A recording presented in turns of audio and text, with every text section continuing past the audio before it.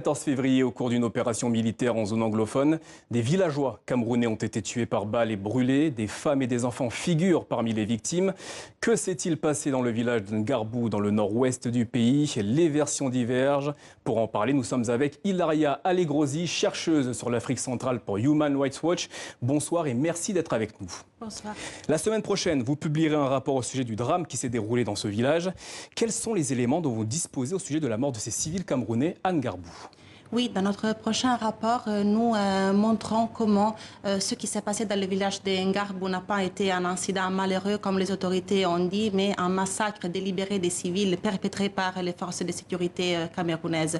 Nous sommes en mesure d'apporter des éléments crédibles qui montrent que la version du gouvernement ne résiste pas à l'examen, tant pour ce qui concerne les nombres de victimes que pour ce qui concerne la dynamique de l'incident. Nous avons parlé avec plus de 25 personnes, y compris des témoins oculaires, qui nous ont dit qu'il n'y a pas eu de confrontation entre les séparatistes et l'armée. Il n'y a pas eu d'explosion de conteneurs de carburant comme le gouvernement a dit, engendrant des incendies tuant les civils.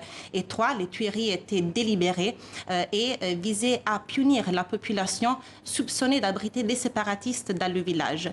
Et aussi, les témoins nous ont rapporté que les militaires ont procédé à brûler les corps des victimes à l'intérieur de leur maison, et nous avons pu localiser les 4 maisons où les civils ont été tués et obtenir des images satellites prises avant et après l'attaque. Et les images post-attaque montrent carrément des dommages qui sont compatibles avec les incendies et compatibles avec la version des témoins.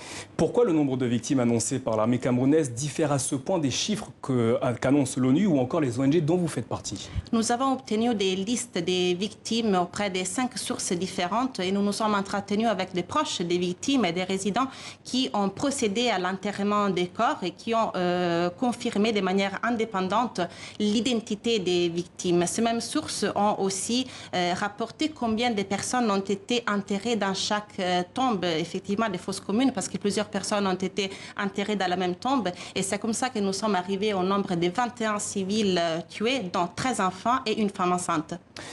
La mort de ces civils camerounais était-elle accidentelle, comme le dit l'armée?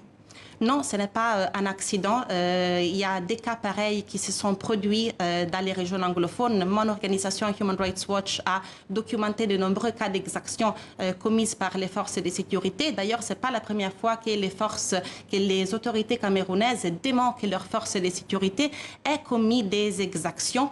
Par exemple, en 2018, une enquête approfondie de Amnesty International et de la BBC avait révélé que des militaires camerounais avaient procédé à l'exécution extrajudiciaire de 2 femmes et de 2 enfants accusés d'être des membres de Boko Haram dans la région de l'extrême nord. Et le ministre de la Communication à l'époque avait dit qu'il s'agissait d'une fausse nouvelle. Mais après, 7 soldats avaient été arrêtés et leur procès en cours.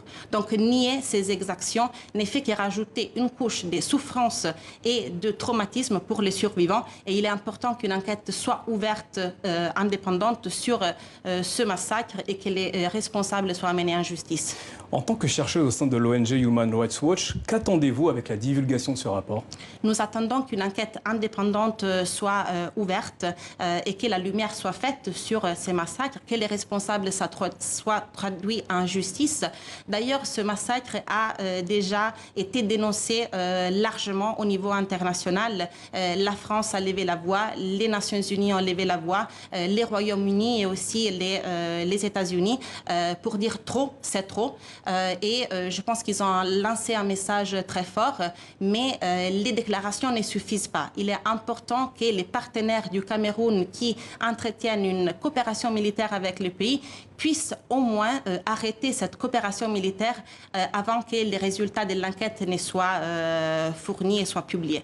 Merci Hilaria Allegrosi. Je rappelle que vous êtes chercheuse sur l'Afrique centrale pour l'ONG Human Rights Watch et que vous publierez un rapport la semaine prochaine au sujet du drame de Ngarbou dans le nord-ouest du Cameroun. Merci à vous. Merci.